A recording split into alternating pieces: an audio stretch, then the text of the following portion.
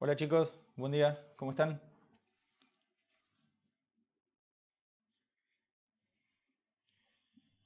¿Me escuchan?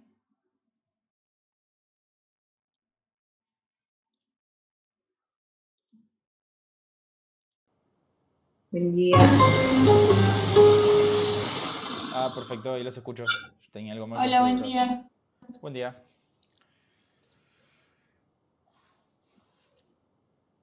Ah, hay gente que me está escribiendo. A ver, ¿dónde era esto? Por acá. Chats, buen día, buenísimo.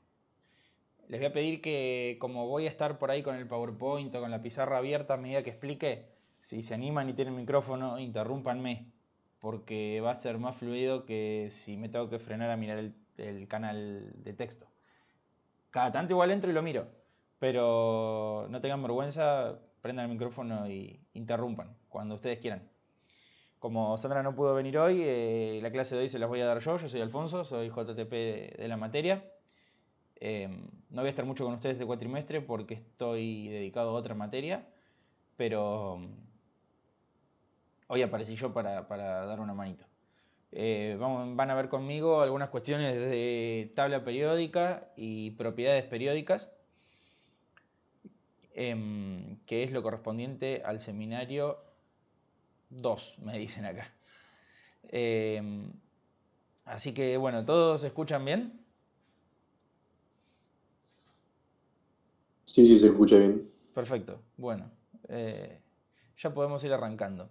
Les voy a compartir la pantalla y me van diciendo si se ve todo como corresponde.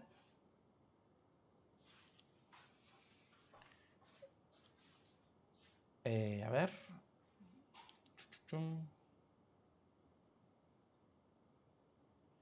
Si dibujo en la pizarra, ¿ustedes lo ven?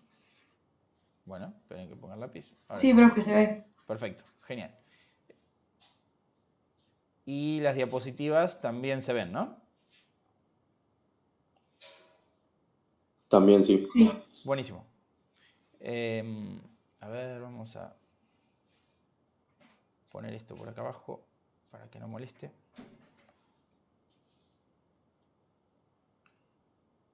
O lo puedo minimizar por ahí. Ahí está. Buenísimo. Bueno, no sé si ya estuvieron viendo algunas cosas de qué es la tabla periódica y cómo se agrupa o qué cosas saben por ahí de antes de la escuela. Configuración electrónica, por lo que estuve viendo de la teoría anterior, lo vieron. Si yo hablo del número másico y el número atómico, ¿ustedes saben qué son esas cosas? Sí. Ok, Sí. muy bien. Igual vamos a hacer un repaso muy cortito, pero como les tengo que contar varias cosas, si en algún momento digo algo que ustedes están perdidos y no me entienden, me frenan y lo aclaramos. Lo que nos tenemos que llevar, lo más importante de la clase de hoy, es más o menos cómo pararnos frente a la tabla, qué información podemos sacar, em, cómo están organizados los elementos y vamos a ver que hay ciertas propiedades de los elementos que se pueden predecir más o menos bien por su posición en la tabla, ya que estas propiedades dependen fundamentalmente de cómo está constituido el átomo, ya sea su configuración electrónica y también el núcleo. Vamos a ver que las dos cosas influyen en estas propiedades. Las tablas, pueden tener diferentes tablas, no sé si tienen alguna en papel. Nosotros les pusimos un link esta es una captura de pantalla de una página que pueden usar, que está en internet, que se llama ptable, que la pueden, si ponen eh, .com, y esta tabla periódica tiene un montón de información porque ustedes pueden cambiar si quieren ver desde la solapa de propiedades o por ejemplo quieren ver cosas de la configuración electrónica o isótopos y otras cosas. Esta tabla está bastante completa. Pueden usar cualquier otra o una que tengan en papel, lo que sea. Nosotros, ¿ustedes ya vieron formación de sales?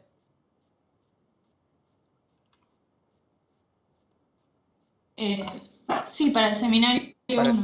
muy bien, genial. Ahí ya sabíamos algunas cosas de la tabla, de una agrupación muy general que seguro hicieron en metales y no metales.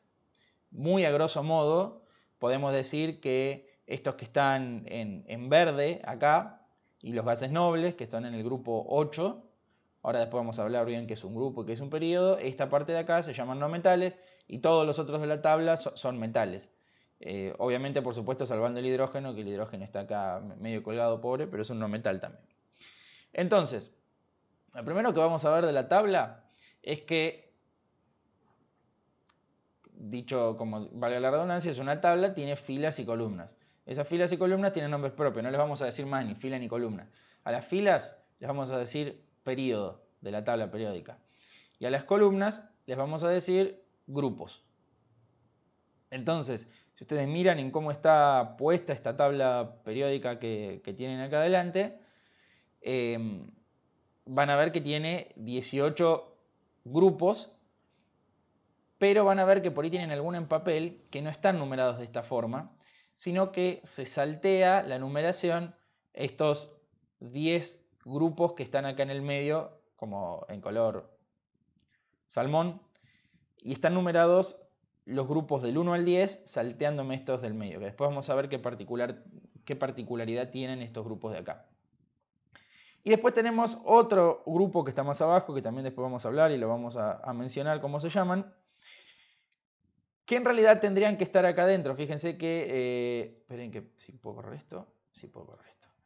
Dice del 57 al 71, de los elementos 57 al 71, no están acá simplemente para escribir la tabla de una manera más compacta, pero deberían estar ahí metidos.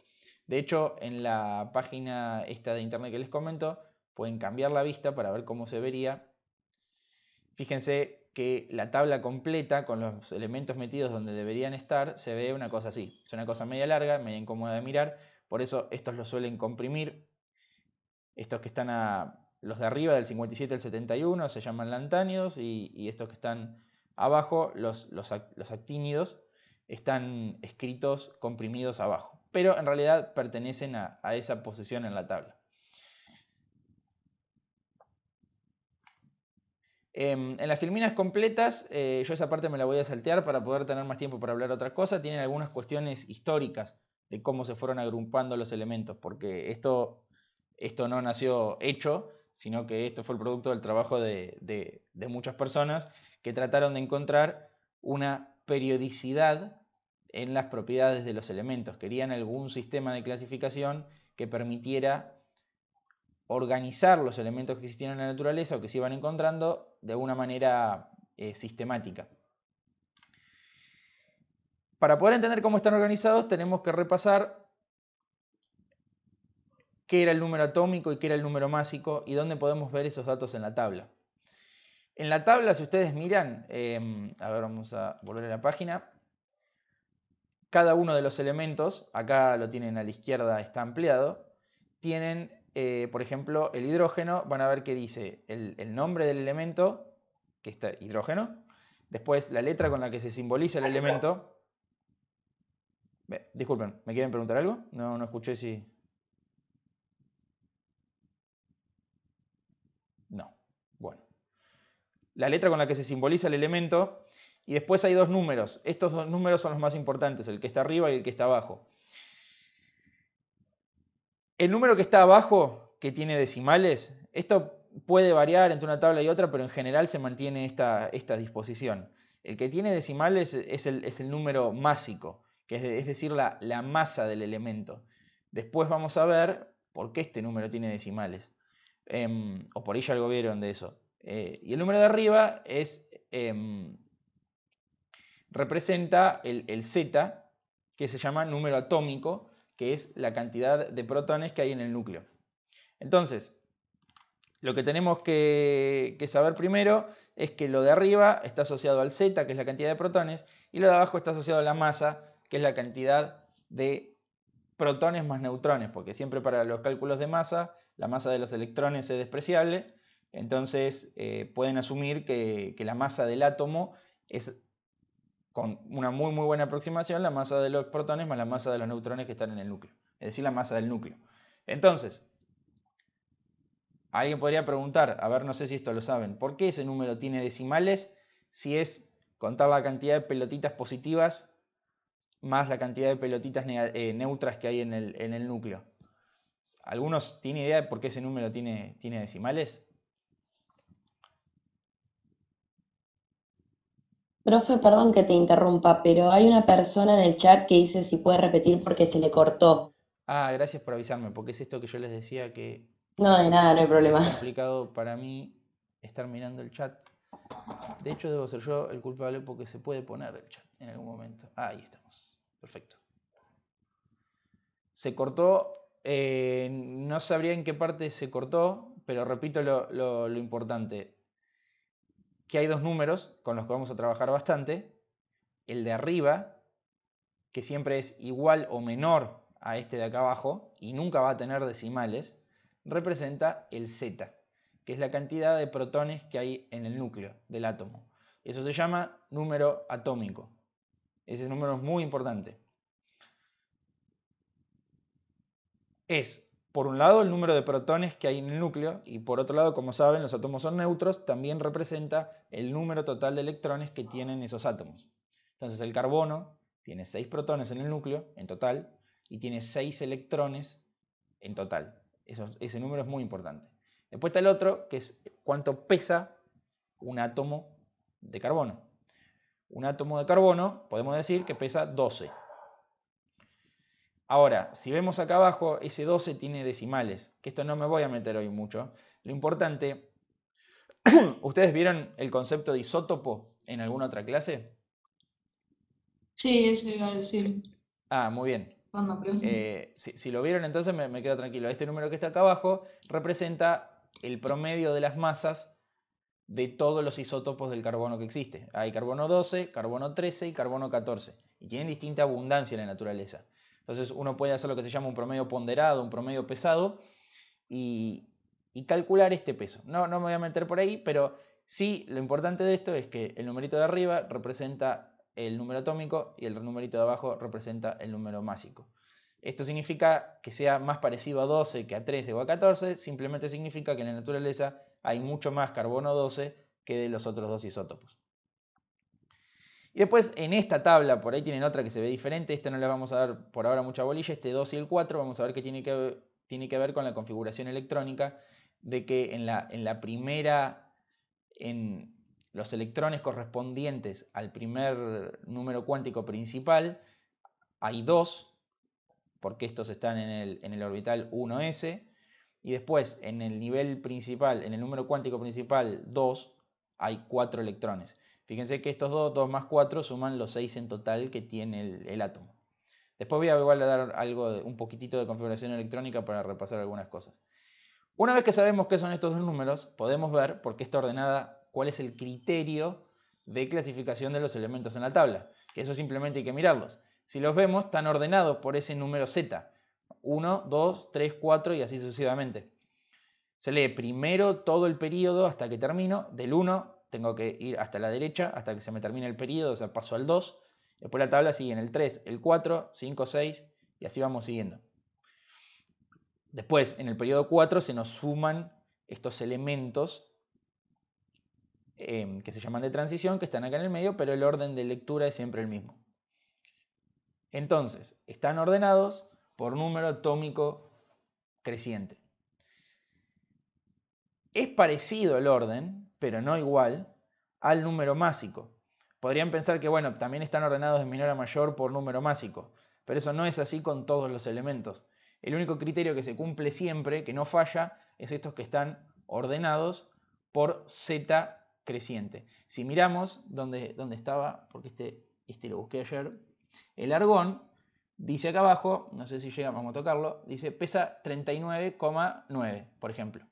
Si me voy al siguiente, el potasio pesa 39,1. O sea, es decir, que pesa menos que el argón.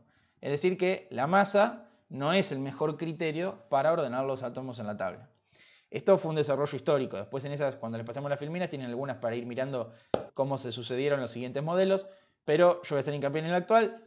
Están ordenados por Z creciente. El ordenamiento es tan bueno que la tabla que ahora vemos bastante completa y rellena, no estuvo siempre rellena. Y había huecos. Y de hecho van a ver en el libro que Mendeleev fue uno de los que hizo los principales aportes en la tabla que conocemos hoy en día. Tenía huecos en la tabla, pero podía predecir también las propiedades, que supo identificar que en ese hueco tenía que haber un elemento, porque si no el ordenamiento no quedaba bien. Y después, más adelante, encontraron ese elemento. Eso desde el punto de vista teórico es muy importante porque significa que estaban ante un descubrimiento que permitía predecir muy bien las propiedades de los elementos, aún de elementos que no se conocían hasta el momento. Entonces, tenemos que las filas se llaman periodos, que las columnas se llaman grupos y que están ordenados por el Z.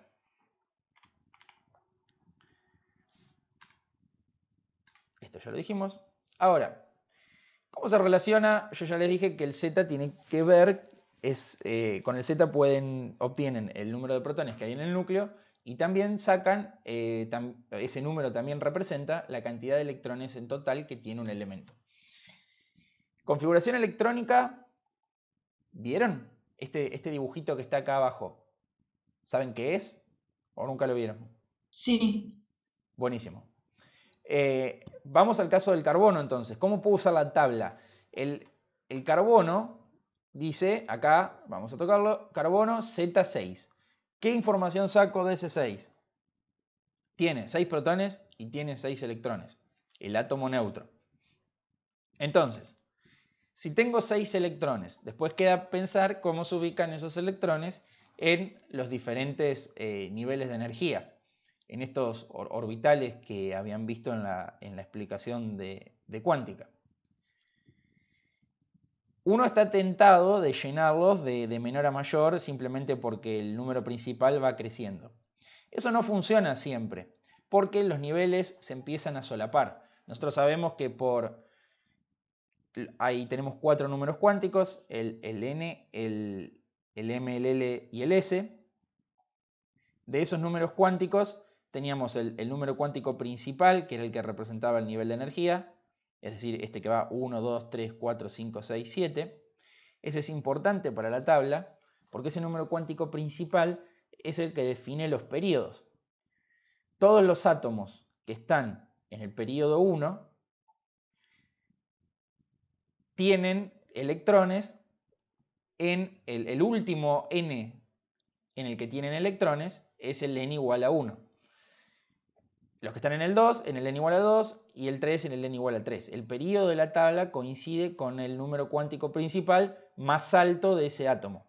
Obviamente tienen las capas anteriores, los niveles energéticos anteriores, están completos de electrones, pero este número representa el último nivel de energía, sería. Después, teníamos los otros números cuánticos. Teníamos los que eran S, P, D y F, que es el número cuántico que representa la forma de los orbitales.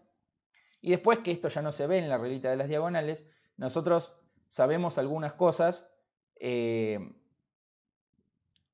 P, D y F era el número cuántico L, pero había otro numerito, que es el número cuántico M, que definía la orientación del orbital en el espacio. Entonces, S, nosotros tenemos un solo orbital, y por eso siempre acá en esta regla de las diagonales van a ver que se completa con 2. Es 1, S2, significa que cuando está completo tengo 2 electrones en el orbital S correspondiente al número cuántico principal n. Eso lo tenemos que leer de esa manera. Ahora vamos al P y vemos que como máximo acepta 6 electrones. ¿Esto cómo puede ser? Cada orbital sigue aceptando 2 electrones. El problema es que simplemente hay 3 orbitales P. Hay uno orientado en el eje X, otro en el eje Y, otro en el eje Z. Esa orientación la da el otro numerito cuántico que es el M. Por eso, como hay 3 orbitales P, podemos poner en los orbitales P hasta 6 electrones.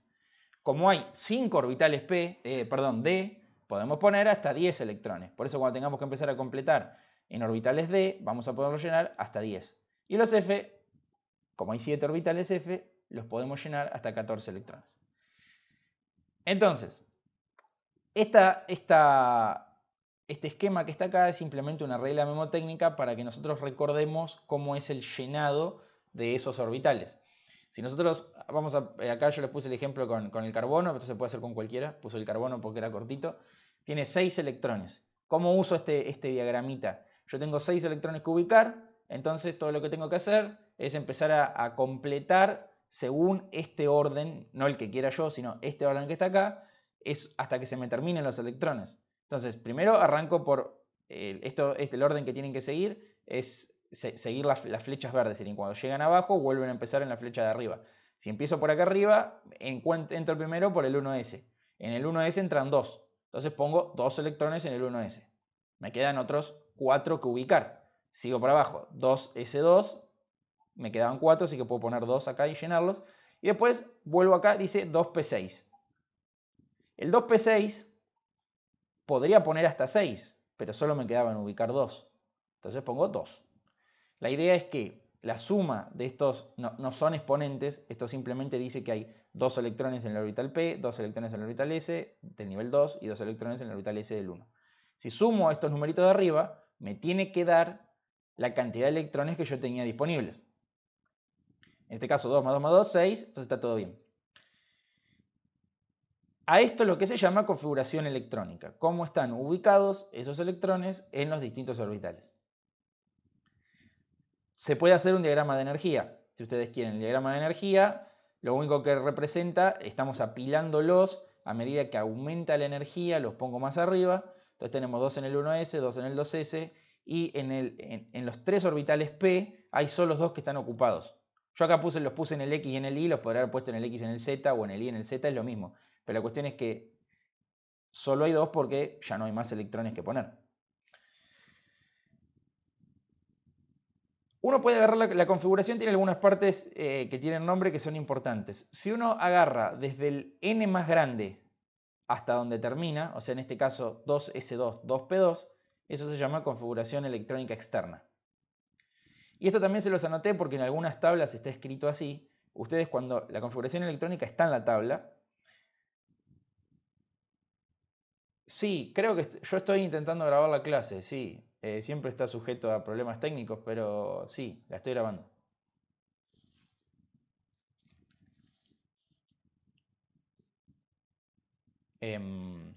Entonces, en algunas tablas está escrito de esta manera. Dice neón entre corchetes, para el caso del carbono, ¿no? En otro puede decir otro gas noble. Los gases nobles todavía no lo mencioné, pero son los elementos del grupo 8 o 18, depende cómo los quieran contar. Estos que están acá se llaman gases nobles.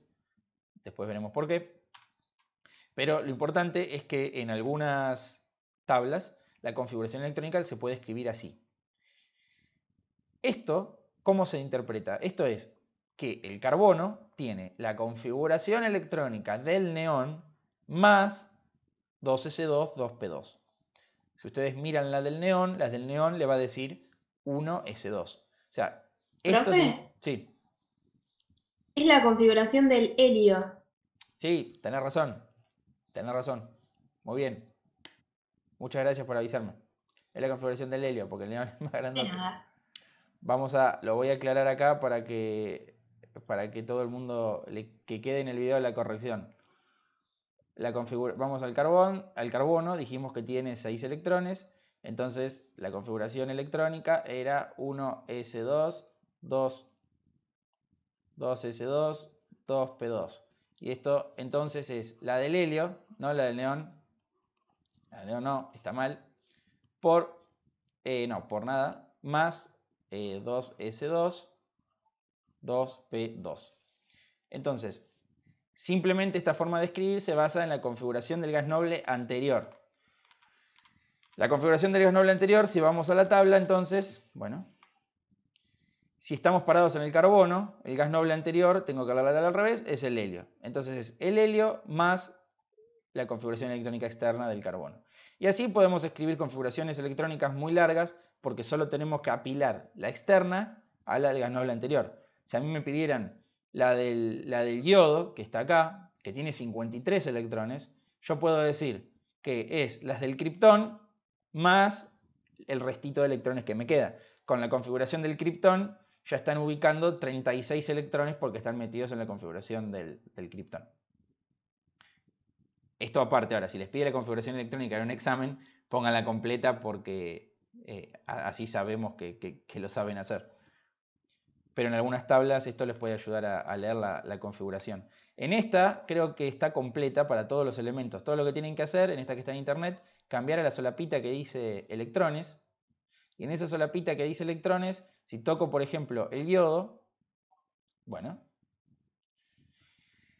¿dónde estábamos? Acá, iodín, bueno, porque se cambia, no te cambies. El yodo dice la información que ya sabíamos.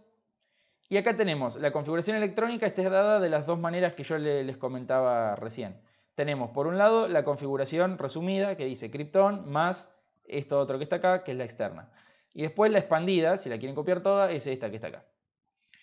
El orden de llenado de esos electrones es el que sigue la regla de las diagonales. Entonces, volvamos a lo que les estaba comentando. ¿Hasta acá? ¿Todo el mundo en la misma página? Profe, Sí, preguntaron por qué se iguala con el helio. repito, no se iguala con el helio. Es la del anterior, vamos a volver a la vista común, más los electrones que me falten. Entonces la del carbón yo me equivoqué cuando lo escribí. Eso fue un error mío cuando puse neón. Pero no importa cuál gas ponemos. El que necesitamos siempre es el que está antes, porque el neón, yo hice una burrada, porque el neón tiene 10 electrones. Entonces no puede ser la del neón más algo más, porque el carbono tiene solo 6 electrones. El helio tiene Z2, tiene 2 electrones. Simplemente Profe, sería del gas noble anterior, ¿no? del gas noble anterior, siempre con los del gas noble anterior, está. que son estos que están acá. Sí, que ahora vamos a ver bien por qué se llaman gases nobles. Se llaman gases nobles, primero pues son gases, y las partes de nobles no es porque tengan título nobiliario, sino es porque son muy poco reactivos. Y son muy poco reactivos porque tienen la última capa de electrones, que se llama capa de valencia, está completa. Fíjense, si pasamos a la configuración electrónica, fíjense la del helio, no sé por qué no está, pero la configuración electrónica del helio es un S2. Acá lo pusieron acá el helio. Un S2. Fíjense esto que es curioso. Si yo paso al neón, dice expandida, un S2, 2 S2, 2 P6. Tiene 8 electrones en la última capa. Eso le confiere estabilidad especial a los átomos y estos átomos de los gases nobles son muy poco reactivos. Por ejemplo, no forman moléculas, están solitos como en la naturaleza. El neón la molécula de neón tiene un solo átomo. O sea, el átomo de neón y la molécula de neón son la misma cosa. El argón, fíjense que en todos pasa lo mismo. Si me paro en la externa, que es 3s2, 3p6, tiene 8 electrones. El criptón, ahora la externa está en el nivel 4 porque estoy en el periodo 4, entonces tengo 4s2, ahora hay orbitales d, porque al partir del periodo 3 empiezo a tener orbitales d. Pero de vuelta lo mismo, en el nivel 4 tengo 2 electrones en el S y 6 en el P. Entonces se usa eso simplemente para resumir, para comprimir la escritura de la configuración electrónica. Y siempre necesito el anterior porque necesito que tenga menos electrones que los que yo quiero escribir. Entonces pongo el gas noble anterior y le sumo la configuración electrónica externa de mi elemento. Pero nada, esto se hizo, era simplemente para que entendieran eso. Y de vuelta lo remarco, este neón está mal, es helio. Vamos a lo que sigue. Hay ciertas excepciones a las reglas de las diagonales. Esto por ahora no va a ser súper importante, pero ténganlo en cuenta que puede ocurrir si vamos a elementos como el cromo o el cobre, por ejemplo. Vamos a buscarlos en la tabla. Vamos al cromo, que es este que está acá, el 24. Fíjense que ahora es curioso lo que dice porque dice 4S1, 3D5. Y si yo voy a mi esquemita de las reglas de las diagonales, Está bien, el 3D va después, pero yo tendría que haber puesto 2 en el S y no solamente 1 como figura en la tabla periódica, que dice 1. Y acá lo que pasa es lo siguiente. Cuando nosotros tenemos los orbitales S, vamos a suponer que este es el 4S, y después tenemos 5 orbitales D. O sea, tenemos 1, 2, 3, 4, 5 orbitales D, que van a estar corresponden al número cuántico principal anterior. Estos están en el 3D, porque ese es el ordenamiento energético de los orbitales. Pese a que el número cuántico principal de estos niveles es el 3, aún así tienen energía más alta que los del 4S. Por eso la reglita dice, llená primero el 4S y después llená el 3D. Entonces, como voy a escribir solo la última parte de la configuración, no lo voy a hacer todo para no hacerlo tan largo. Tengo que ubicar 6 electrones. Esos 6 electrones, si yo los llenara como les acabo de decir, los tendrían que poner así. 1, 2, 3, 4, 5, 6. Y se encuentra que es más estable sacar este electrón de acá y ponerlo acá. Eso es porque hay cierta estabilidad especial en tener la capa D semicompleta o completa del todo, es decir, o con 5 electrones o con 10 electrones. No vamos a decir mucho más de eso, pero tengan en cuenta que pueden ver excepciones que son debido a otras propiedades, que bueno, en este caso es esta, la capa D semillena le confiere una estabilidad especial al átomo, y el átomo es más estable de esta manera que si tuviera este electrón, en vez de tenerlo acá, lo tuviera acá. Entonces esto es una excepción de la regla esa de las diagonales. Entonces, la configuración electrónica que van a encontrar es así, 4s1, 3d5, para poder poner 5 electrones en los orbitales D. Y lo mismo pasa con, por ejemplo, el cobre. Si vamos a mirar el cobre, ahora en vez de estar semilleno va a estar llena la capa D. Si vamos a mirar el cobre, ¿dónde quedó? El cobre está por acá. Y fíjense que tengo 11 electrones que ubicar en la configuración electrónica externa. Entonces, ahora esos 11 electrones, yo los llenaría habitualmente 1, 2, 3, 5, vamos a ponerlo en negro, 6, 7, 8, 9, 10, y quedaría así. 9 electrones en el nivel, en los orbitales D y 2 en el S. Acá pasa lo mismo. Es preferible tener la capa D completa. Entonces, en vez de escribirlo acá, lo vamos a escribir acá. Y la configuración electrónica que van a encontrar es esta para el cobre. ¿Me siguen? Sí, profe. Buenísimo. Entonces, acá Wada nos encontró una aplicación que pueden entrar en internet, que está interesante, si quieren practicar estas cosas del llenado de los orbitales. El link es ese que figuraba ahí. La idea es que ustedes, ¿cómo se usa? Agarran, por ejemplo, vamos a hacer el del cromo, que era el que veíamos recién. Entonces, ¿le hago doble clic? No le hago doble clic. Seleccionan el elemento y supongo que van a... tiene 2 solapitas. Tabla periódica y configuración electrónica. En tabla periódica seleccionan el elemento que ustedes quieren probar si saben llenar los electrones. Van a configuración electrónica y tienen para llenar, esto ya sigue las reglas de las diagonales, así que ni siquiera la tienen que mirar, es simplemente llenar de abajo por arriba. Y pueden ver si entendieron más o menos bien esto del llenado de los orbitales. En el caso del cromo, ¿cómo haríamos? Necesito el Z. Z es 24, significa que tengo que ubicar 24 electrones. Entonces los empiezo a poner 1, 2, 3, 4, 5, 6, 7. Lleno primero cada un electrón en cada uno de los orbitales P y después termino de completar. Acá abajo nos va contando los electrones. Tenía que poner, ya me olvidé, 24. Después tenemos que ir acá. Después vamos acá.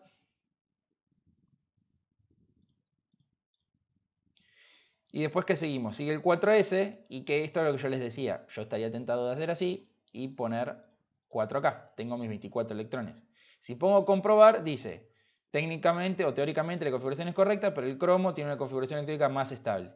La configuración electrónica más estable es sacar un electrón de acá y ponerlo en el 3D, para que la capa D esté semi completa. Si lo compruebo, ya nos pone que está bien. Y si hice cualquier cosa, supongo que nos va a poner que está mal. Si nosotros en vez de ponerlo, pongo electrones de más, por ejemplo, y le pongo comprobarlo, dice el número de electrones no es correcto porque estoy ubicando más de lo que tenía para ubicar. Muy bien.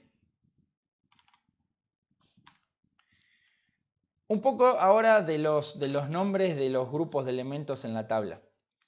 Los elementos de la tabla, vieron que les había mencionado que hay dos maneras de numerar los grupos. Los grupos se pueden numerar del 1 al 18, como está acá. Otras tablas se saltean estos que se llaman elementos de transición. Este grupo que está acá en verde se conoce como elementos de transición, y los que están más abajo, este otro grupo, como elementos de transición interna. Algunas tablas numeran salteándose esos grupos y lo llaman grupo 1, grupo 2, grupo 3, 4, 5, 6, 7, 8. Habitualmente en la jerga es común decir el oxígeno está en el grupo 6. Y todo el mundo entiende no que está en este grupo 6 con el cromo y el molibdeno, sino que está acá, en el grupo 16 según esta numeración. Eso es porque estamos hablando solamente de lo que se llaman elementos representativos. Si de la tabla sacamos los elementos de transición, lo que nos quedan son los elementos representativos. Que son, este recorte es el que está hecho acá. Los elementos representativos tenemos grupo 1, 2, 3, 4, 5, 6 y 7, bueno, y los gases nobles en el grupo 8. A su vez, esos grupos tienen nombres particulares. El grupo 1 se llama metales alcalinos, el grupo 2 se llama alcalinoterrios, y acá pone otros nombres que lo cierto es que no se usan mucho en el vocabulario de todos los días. Sí, para el grupo 7, a esto se lo conocen como halógenos. Acá, yo la verdad que esto no lo sabía, me estoy enterando ayer, pero el grupo 6 se los conoce como calcógenos.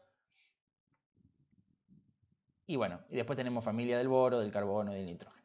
Pero los que sí son muy comúnmente usados son alcalinos para el grupo 1, alcalinoterrios para el 2, halógenos para el 7, gases nobles para el 8. Eso por ahí conviene que se lo aprendan porque se mencionan mucho. Después tenemos esto que yo les decía de los elementos de transición. Esos elementos de transición, fíjense que vamos siempre de vuelta a la configuración electrónica, tienen una particularidad en su configuración electrónica. Si nosotros vamos a la tabla, en la versión de electrones que está acá para ver la configuración electrónica, fíjense lo que pasa. Vamos a mirar uno de los elementos representativos. Si nosotros nos paramos en el litio, dice que la configuración electrónica es un S2, 2S1. En el litio, como está en el periodo 2, si ustedes después pueden repasar si quieren, ahora no lo digo porque así me queda tiempo para el otro, pero cómo se generaban los números cuánticos. Los números cuánticos son parámetros que están en una ecuación muy importante que se llama la ecuación de Schrödinger.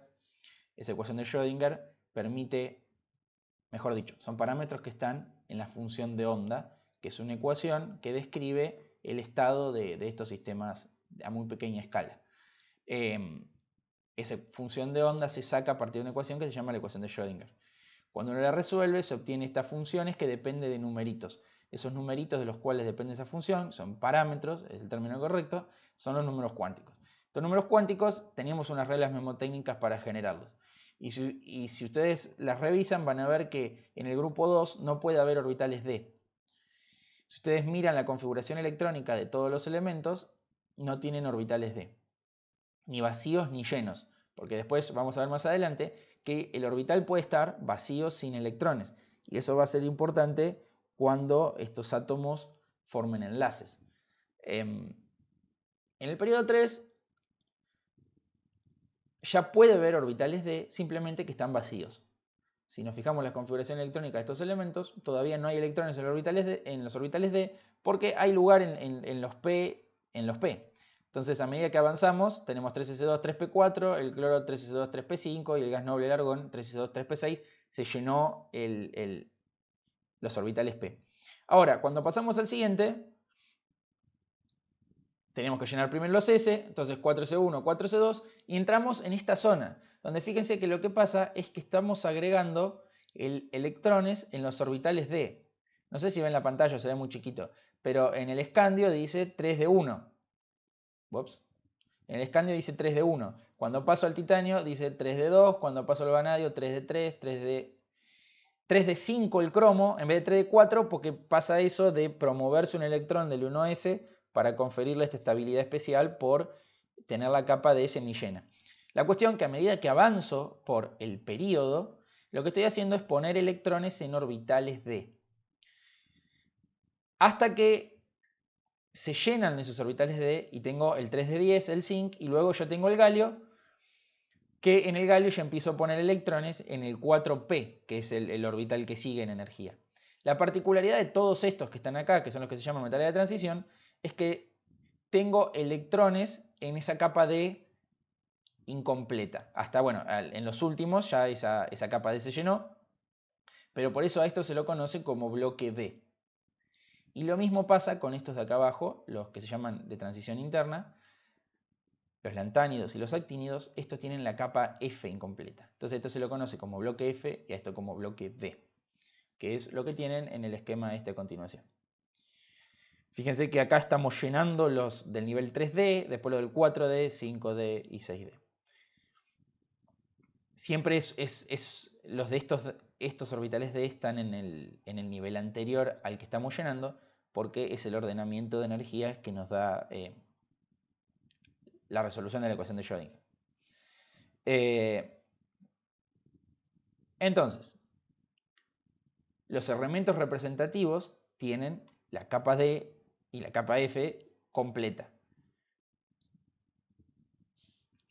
¿Qué más?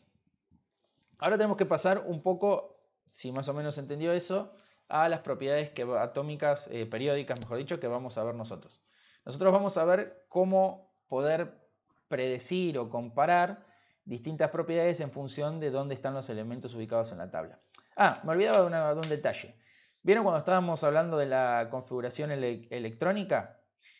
Esto lo dejé anotado y me olvidé de decírselos. Se puede usar la configuración electrónica, esto para que entiendan lo íntimamente relacionado que está la configuración electrónica con cómo están puestos los elementos en la tabla.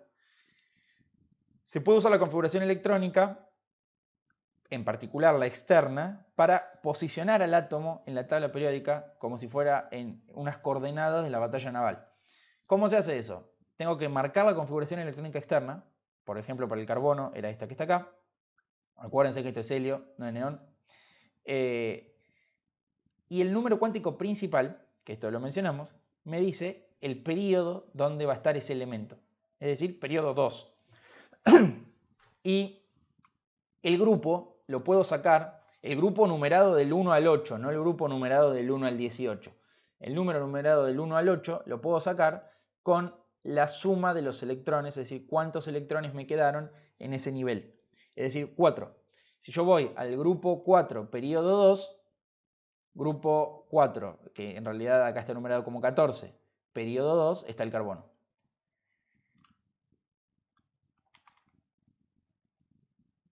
Después, vuelvo a lo que les estaba diciendo. Ahora vamos a empezar a ver cómo podemos predecir algunas de estas propiedades y compararlas entre sí y ver cómo varían a lo largo de la tabla periódica y por qué varían de esa manera. Acá es importante entender la tendencia y poder justificar por qué el radio atómico varía de tal manera, o la energía de iniciación y la afinidad electrónica, que son los que vamos a ver nosotros. Vamos a arrancar con el radio atómico. Lo primero que hay que decir es que medir el radio de un átomo no es trivial, por distintos motivos. Uno podría pensar, bueno, agarro un átomo que esté solo y lo mido con un calibre muy chiquitito y me fijo cuándo es el diámetro del átomo.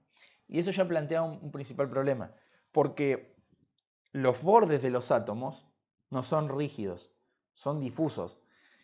No, yo supongo que algo vieron. Nosotros hablamos de esto cuando decimos orbitales. Los orbitales estrictamente son funciones matemáticas que describen cómo se distribuye la probabilidad de encontrar a los electrones en el espacio. Entonces uno todo lo que puede hacer con esas probabilidades matemáticas, que son funciones, es representarlas gráficamente y tener cierta área del espacio en donde va a ser probable que esté el electrón.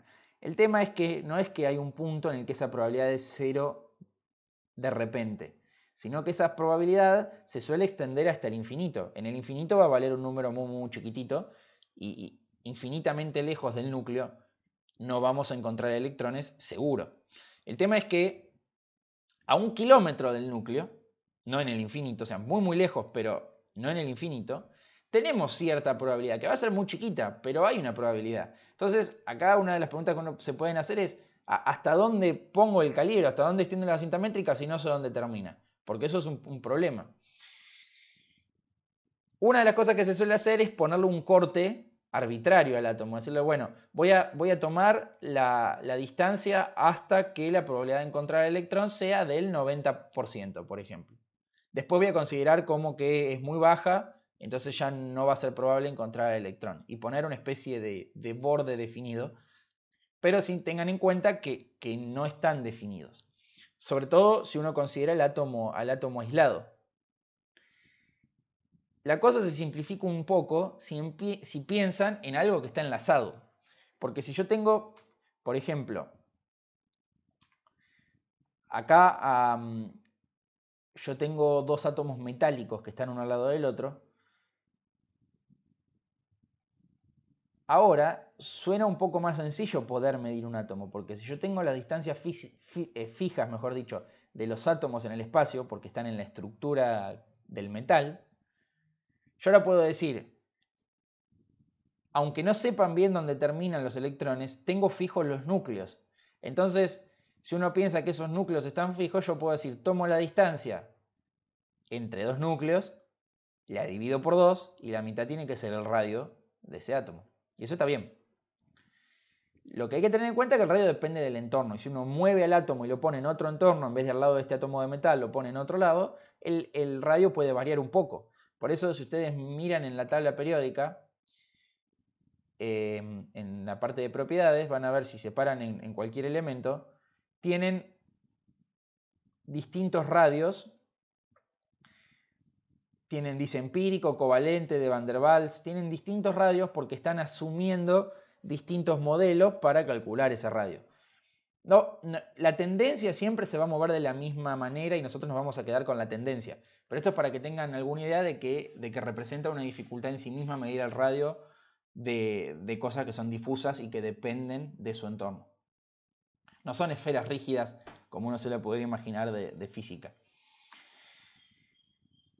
Esto podría ser en una red cristalina de un metal, por ejemplo, que esto se propaga para todos lados, tengo esferitas de esos átomos metálicos, entonces una de las cosas que se puede hacer es tomar la distancia y dividirla por 2. Lo mismo se puede hacer en compuestos covalentes. En compuestos covalentes, yo puedo decir, un compuesto covalente son las moléculas. Yo tengo la molécula de oxígeno 2, quiero medir el radio atómico del oxígeno, entonces me fijo en esa molécula de oxígeno 2 que tiene dos átomos de oxígeno, cuánto mide la distancia entre los núcleos, la divido por 2 y eso tiene que ser el radio atómico del oxígeno. Por lo menos seguro es el radio atómico del oxígeno en la molécula de oxígeno. En otra molécula puede ser que varíe un poco si está enlazado con otro elemento. Ahora, todo esto que estábamos diciendo es para átomos neutros. ¿Qué pasa ahora con los iones? Los iones yo puedo tener iones positivos, que se llaman cationes, o iones negativos, que se llaman aniones. Siempre en la tabla, si la miramos directamente, la información que está en la tabla es de los átomos neutros. Cuando yo veo que el hierro tiene 26 electrones, es el hierro como átomo neutro, ni como catión ni como anión. El sodio tiene 11 electrones. Después vamos a ver, o algo ya vieron cuando hacían los óxidos, por ejemplo, y las sales, que algunos elementos tienden a formar cationes y otros elementos tienden a formar aniones. En la tabla, en líneas muy generales, nosotros decíamos, esto tiene excepciones, pero en líneas muy generales, los metales, que son los que estaban de este lado de esta escalerita de la tabla, los metales tienden a formar cationes. Los no metales, estos que están acá en verde, tienden a formar aniones. Y eso sigue siendo válido. Ahora, ¿qué pasará con el radio? ¿Cómo son el radio de los cationes respecto del radio de los aniones? Y lo que tenemos que pensar para ver eso es qué pasa, qué estamos haciendo cuando sacamos o ponemos un electrón con el átomo neutro. Si nosotros tenemos, por ejemplo, un átomo cualquiera, puede ser, por ejemplo, un átomo de cloro, y yo, mejor dicho,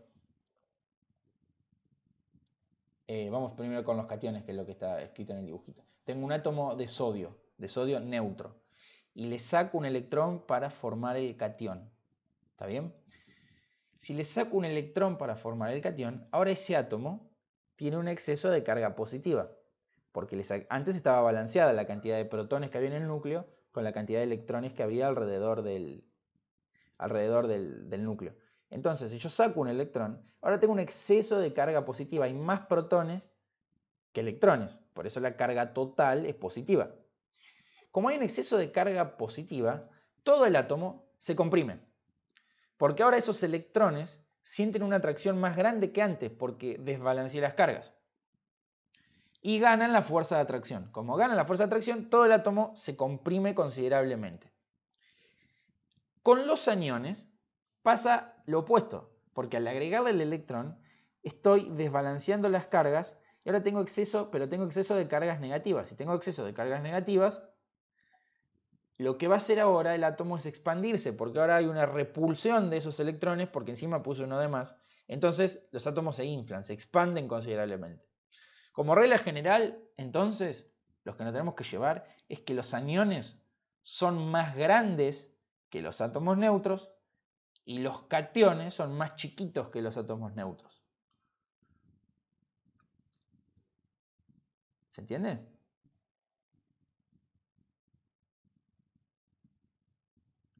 Sí, profe. Ok, seguimos.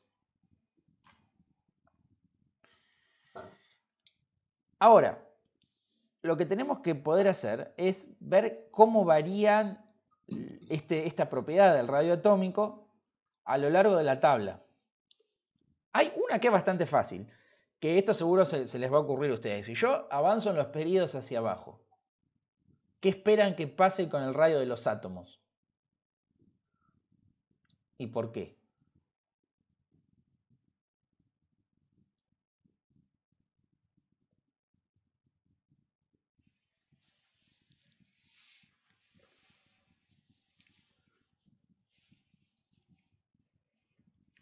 Puede ser que aumente porque tenga más protones.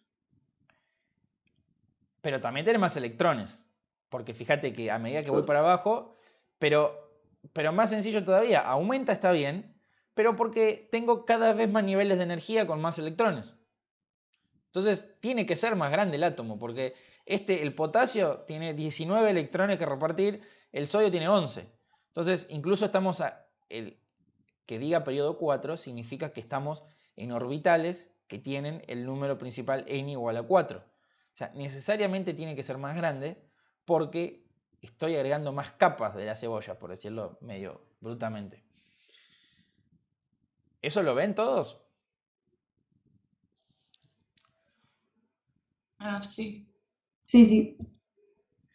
La que es un poco más sutil, que necesitamos otro concepto que lo voy a comentar ahora, que es el concepto de carga nuclear efectiva, es qué pasa cuando me muevo en un periodo. Porque cuando me muevo en un periodo, por ejemplo, entre el carbono, el nitrógeno, el oxígeno, ahí no es tan fácil pensar qué va a pasar porque están todos en la misma capa. Si yo hago una versión muy simplista y me olvido de las diferencias entre orbitales S, P y D, tengo en el carbono, el nitrógeno, el oxígeno, están todos los electrones, siguen estando en esa capa 2, en el número principal 2. Y en cada uno yo agregué un protón y agregué un electrón. Entonces, por lo menos a mí, sin esto que les voy a comentar ahora, no me resulta intuitivo decir qué pasa. Yo diría que hasta por ahí que son parecidos los radios, porque estoy poniendo en la misma capa los electrones. Para entender qué pasa, hay que ir a ver este otro concepto, que es el de carga nuclear efectiva. La carga nuclear efectiva tiene que ver con cuánta atracción, con la fuerza de atracción o con la carga neta que atrae a cada uno de esos electrones que están en realidad en la capa que queramos, pero nosotros nos vamos a centrar en los electrones de la última capa. Por ejemplo, si vamos al carbono, ¿cómo dibujamos? O mejor dicho, vamos primero a un ejemplo fácil. Imagínense en el hidrógeno. En el hidrógeno solo tengo un protón y tengo un electrón. Entonces acá no hay ninguna vuelta porque este electrón que está acá siente la atracción de un protón. Entonces la carga nuclear efectiva acá es +1 porque siente la carga entera del protón porque no hay nadie que esté molestando al electrón, a la interacción protón-electrón. Ahora, ¿qué pasa cuando agrego protones en el núcleo, pero también agrego protones en electrones en ese nivel de energía? Supongamos, comparémoslo con el helio. El helio, si yo lo tuviera que simbolizar, tengo en el núcleo, tengo ahora dos cargas positivas.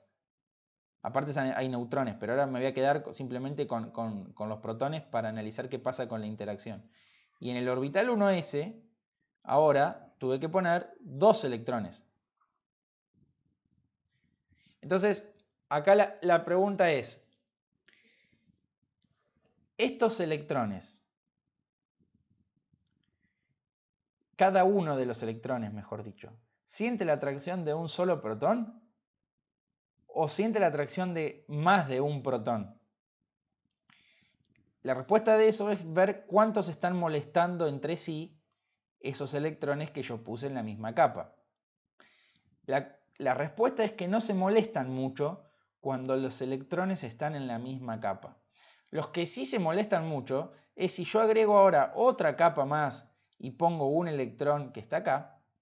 El electrón que está en esta capa exterior sufre lo que se llama un efecto de apantallamiento por estos que están en la capa interna. Entonces, si yo agregara otro protón para tener 3 y 3, ¿no? Siempre átomos neutros estamos considerando. Este electrón que está afuera ve menos atracción que la que ve si está en las capas internas simplemente porque está esta capa que está en el medio molestando. Ahora, en el caso de agregar el electrón en la misma capa, como hacemos cuando pasamos del hidrógeno al helio, porque los ponemos en el orbital 1s, saquemos este, el electrón que estamos agregando va al mismo nivel de energía. La idea es que cada uno de los electrones siente casi los dos protones. Lo que pasa es que es un concepto que viene de una cuenta y la cuenta es medio complicada de entender y no se la vamos a mostrar, pero para que lo entiendan aunque sea intuitivamente, la idea es que como están en el mismo nivel, no se tapan demasiado entre sí. Entonces cada uno ve más de un protón. Comparado con lo que ocurría en el hidrógeno, que tenemos el protón y el electrón, la conclusión es que cuando paso del hidrógeno al helio, el helio tiene que estar más comprimido, más apretado, porque cada electrón siente una carga nuclear efectiva más grande. La carga nuclear efectiva entonces aumenta cuando nos movemos de izquierda a derecha en un periodo. Esta carga nuclear efectiva aumenta de izquierda a derecha. Porque agrego protón y agrego electrón, pero los electrones que agrego están en los mismos niveles de energía. Como están en el mismo número cuántico principal, si quieren. Entonces, ustedes van a ver qué pasa con los radios.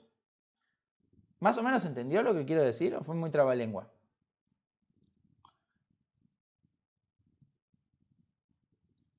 Sí, profe, Sí. ya entendió. Ok. Si vamos a ver los radios, que estaban por acá, vamos a poner, ¿dónde estaban? Propiedades, radio, vamos a dejar ese calculado. Supongamos que voy entre el carbono. El carbono dice radio 67 picómetros. Después, el nitrógeno dice 56, es más chiquito.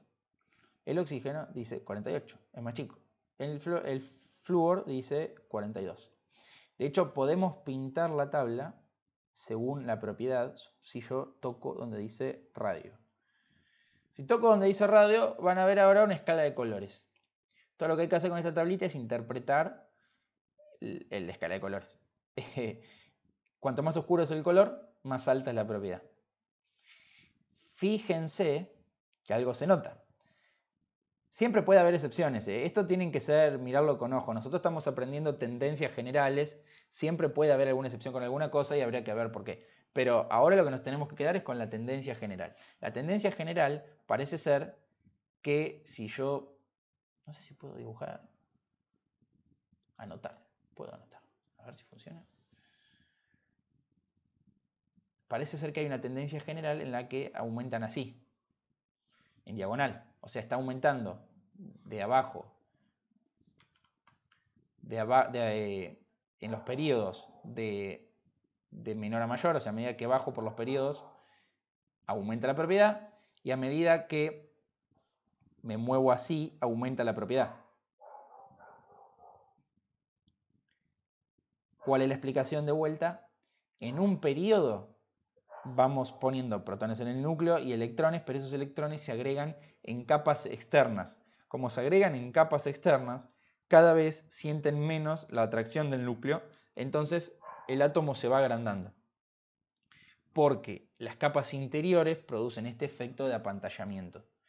Ahora, en cambio, cuando me muevo en un periodo y me voy de izquierda a derecha, los electrones que estoy agregando están en la misma capa de valencia, entonces el efecto del apantallamiento es mucho menor y la carga nuclear efectiva, que es cuánta carga positiva están mirando esos electrones, aumenta. Como la carga nuclear efectiva aumenta, el átomo se achica. Y la tendencia que se observa en la propiedad es esta que les comento.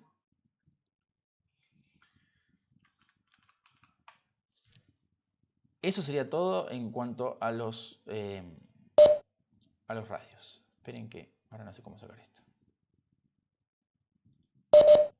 Profe, te silenciaste. Sí, ahí me di cuenta. Gracias por avisarme. Sí, eso. Tengo muchas cosas abiertas y tengo un lío. Bueno, entonces, ¿qué más? Profe, tengo una pregunta. Sí, pregunte. Vos ahí bueno, habías dicho anteriormente que a medida que aumenta el periodo, aumentaba el átomo, puede ser. El radio Perdón, aumentaba como sí, el radio sí. atómico. Sí, Y con correcto. esto que vos acabas de decir de que cada vez que aumenta esto último de que estamos hablando, como que se achica, Pero ¿no? eso era moviéndome en un periodo. Uno yendo vertical, moviéndose vertical en un grupo. Lo vuelvo a Sí. repetir para que quede claro. No, sí. Una cosa es Entendí. moverme en la misma fila, vamos a hablar mal. En la misma fila, me voy moviendo en la misma fila. En toda esta fila, en todo este periodo, Sí. no me estoy cambiando el periodo. Todos estos elementos están en el periodo 5. Entonces, si yo tengo que comparar el radio del yodo con el del antimonio, el yodo es más chico que el antimonio. Eso es porque el yodo tiene una carga nuclear efectiva más alta. Los electrones que están en las capas de valencia del yodo tienen una carga nuclear efectiva mayor por este tema de que los electrones que voy agregando al moverme en un periodo se agregan en la misma capa, entonces no se molestan tanto entre sí y ven más del núcleo que si yo me muevo de forma vertical en la tabla y esos electrones que agrego los agrego cada vez en capas superiores. Como esas capas superiores se ven apantalladas por las que están más adentro, como que se empieza a inflar el átomo, porque esos electrones que voy agregando ven cada vez menos del núcleo. Claro. Está bien. ¿Ahí está bien? Sí, ahí me quedó claro, gracias. Ok. Después está el otro tema, que es cuando uno hace las comparaciones en diagonal. Las comparaciones en diagonal son complicadas. Si a mí me dicen comparar, no sé, el flúor con el sulfuro, con el azufre, perdón. El flúor con el azufre. Ahí, con lo que sabemos nosotros, no es tan fácil de predecir, porque digo, bueno, el flúor tiene que ser más chico porque está más a la derecha. Estoy hablando al revés. Supongamos que queremos comparar el nitrógeno con el azufre. Esa comparación quiero hacer, el nitrógeno con el azufre. El nitrógeno tiene que ser más grande porque está a la izquierda, pero el azufre tiene que ser más grande porque está más abajo. ¿Y qué tendencia gana? Eso ya no es una comparación feliz de hacer porque nosotros estamos viendo tendencias generales y aparte estos números también están tabulados y ya se conocen, uno siempre lo puede ir a buscar. La cosa es que sirva de excusa cómo se mueve esta tendencia para entender algunos conceptos. Acá lo importante es el concepto de carga nuclear efectiva, que vendría a ser la carga positiva que ve cada electrón, y este otro efecto que se llama apantallamiento, que es cuánto se molestan los electrones entre sí. La idea cortita es que si el electrón está en la misma capa, no se molesta mucho, ese efecto de apantallamiento es menor, y si están en una capa interior, es mucho más pronunciado ese efecto de apantallamiento. Podemos saber que ese efecto también depende del tipo de orbital, pero es una cosa más sutil que no nos vamos a meter demasiado, pero no apantallan igual electrones que están en orbitales S y P en comparación con electrones que están en orbitales D o F. Los que están en orbitales D o F molestan mucho menos por cómo es la forma de esos orbitales. Y no vamos a decir mucho más. Pero yo lo dejaría acá para comentarles de lo que sigue. Pero si igual alguien quiere que repita algo, me dice. ¿Repito algo?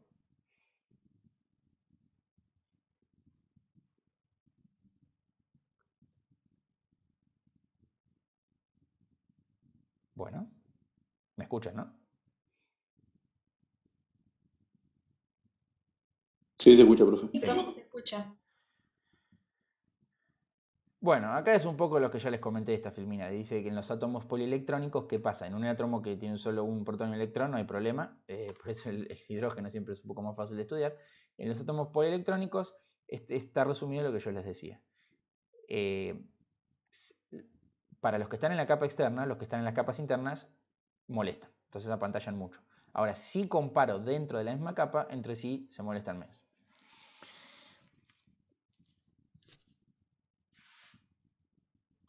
Esto es lo mismo, esto después igual lo pueden mirar, pero esto es para el ejemplo del helio.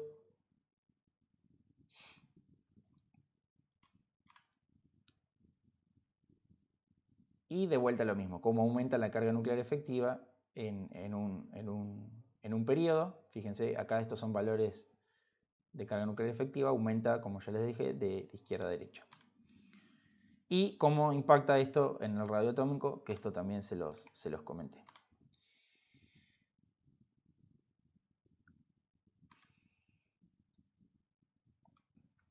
Después, esto es un fenómeno particular que esto lo voy a comentar porque me parece que Sandra, como lo puso acá, supongo que debe querer que se lleven algo de esto también.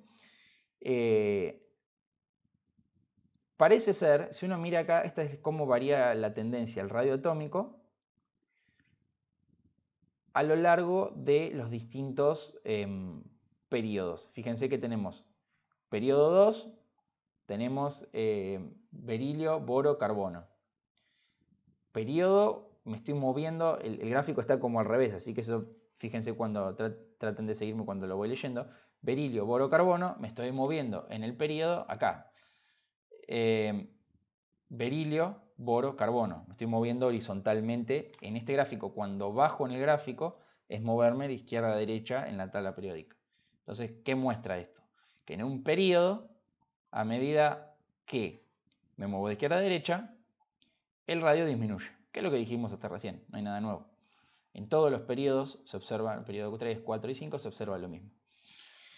Ahora, Si lo leo horizontalmente, berilio, magnesio, calcio, estroncio, ahí lo que estoy haciendo es moverme en un grupo. Y también pasa lo que ya dijimos. A medida que voy bajando en los grupos, berilio, magnesio, calcio es berilio, magnesio, calcio, voy bajando en los grupos, el radio aumenta, que es lo que ya dijimos. Pero se observa que pasa algo raro con estos de acá. Fíjense que parece que viene una tendencia entre el berilio y el aluminio, como que si uno estuviera tentado a prolongar la recta, parece ser como que hay un quiebre y algo pasa. El galio, indio y este otro, que creo que es el talio, ¿estoy diciendo bien? El talio, está bien. El galio, indio y talio.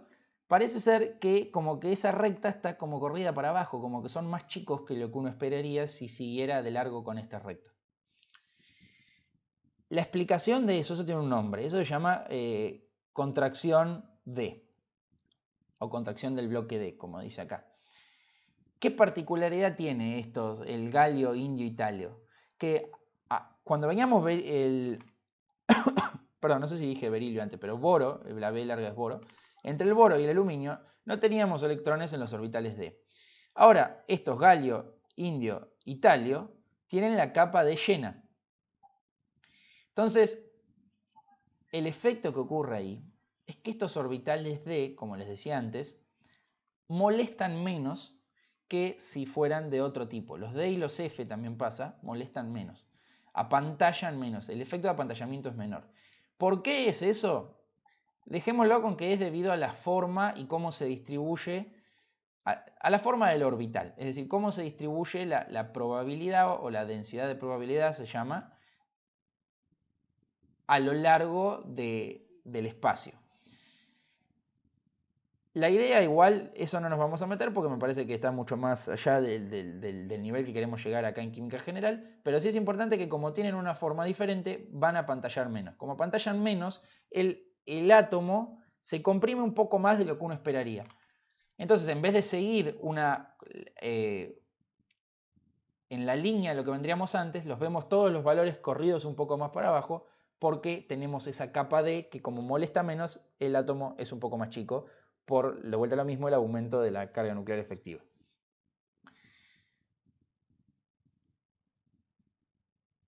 Y vamos a dejarlo ahí.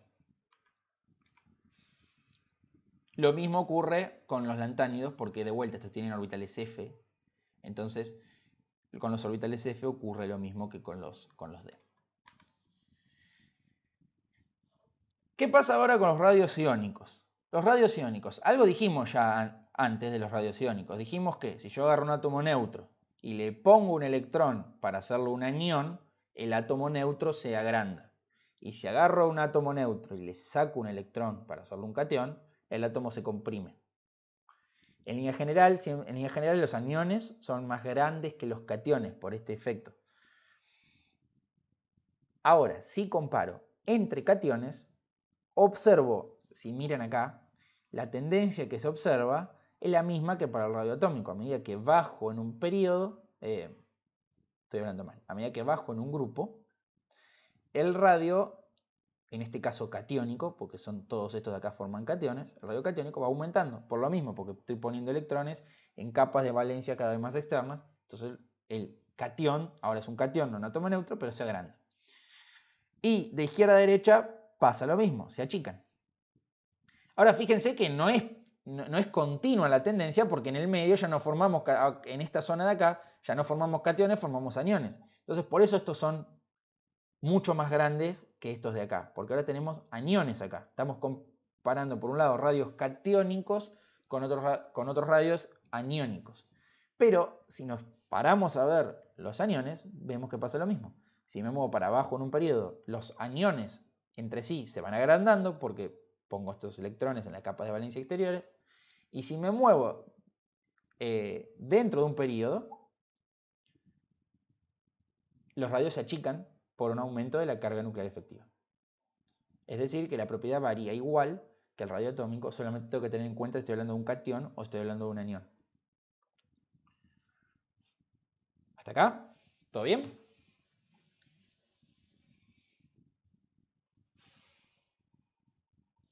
Sí. Sí, profe. Muy bien. Bueno, acá esto es para comentarles algo de qué pasa con los iones isoelectrónicos.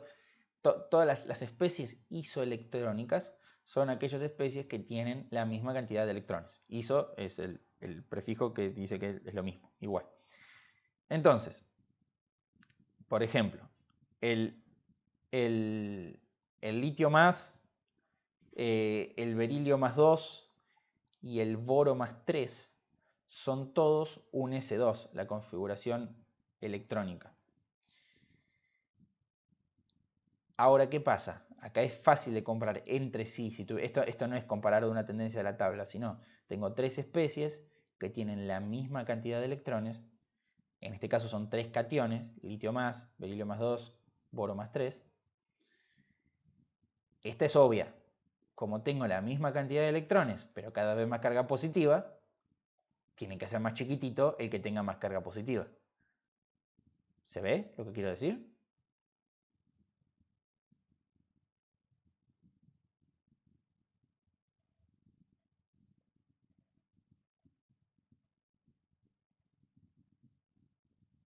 Sí, profe, se entiende. Joaquín, a todos. Joaquín, ¿se está grabando? Sí. ¿No me escuchás? Ah, porque dice que anda mal en internet. Sí, díganle a Joaquín que lo estoy grabando, que se quede tranquilo. Y están las filminas, tal cual.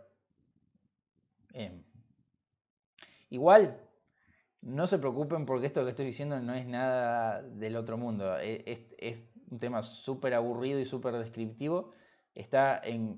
Lo tienen yo ayer chusmeé para ver qué había. Está en el Chan.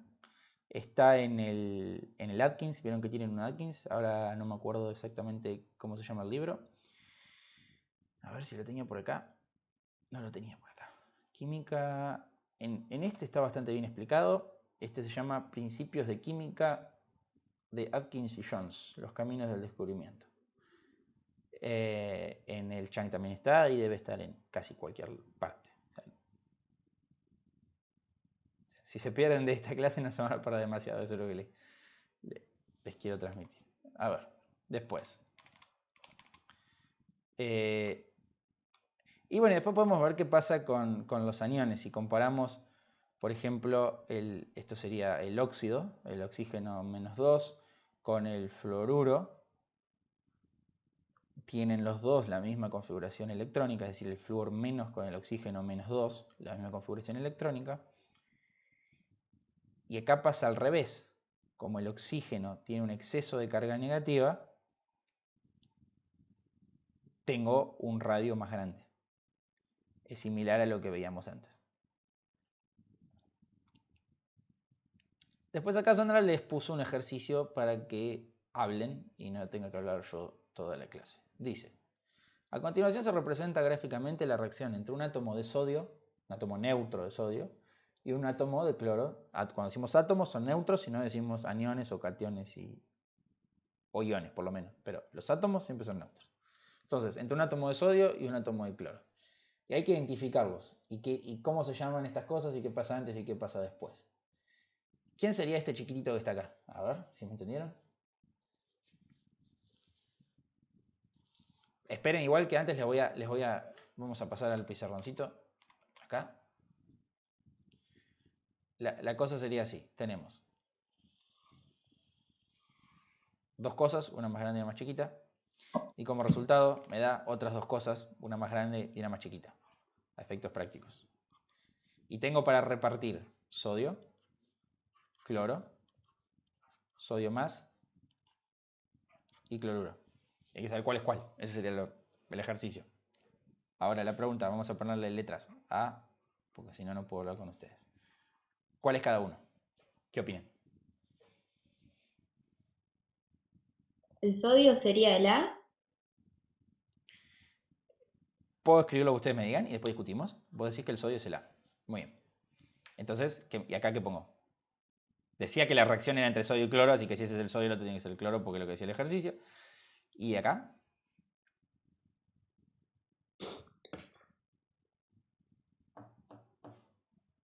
El CN, el sodio y el D cloro.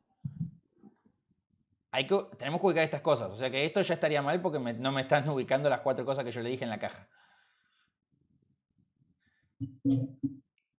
Unas son cationes, unas son iones y las otras son neutros. Ustedes me dijeron las 2 veces sodio y cloro. Así que ya hay algo que ahí está mal. Para mí el cloro con la carga negativa es el C Cloro con la carga negativa. Ajá. Y y este es el el que queda. sodio con la Muy carga bien. positiva el D. Vamos a analizar esto. Si yo les Profe, pregunto, ¿eso puede estar al revés? a ver, explique. El cloro sería el A y el sodio el Puede B ser, yo copio lo que vos me digas, pero deciden por qué. Vos decís que el cloro es este y el sodio es este. por la relación que habías explicado recién, Muy bien, que los muy que bien. están más a la derecha, Perfecto. Si vamos a la tabla, tenemos el sodio, está acá, el cloro está acá. Dijimos que el radio atómico, cuando me muevo de izquierda a derecha, se achica por el aumento de la carga nuclear efectiva. Entonces, los átomos neutros, el cloro es más chiquito que el sodio. Entonces, bueno, acá el más chiquito tiene que ser el cloro. Ahora, una vez que se formaron los iones, ahí ya está definido, ahí es obvio, el anión va a ser más grande que el catión, porque el anión se expande y el catión se comprime. Entonces, ahora esto así, esto está bien. Antes estaba al revés lo del cloro y lo del sodio. ¿Más o menos se entiende la idea?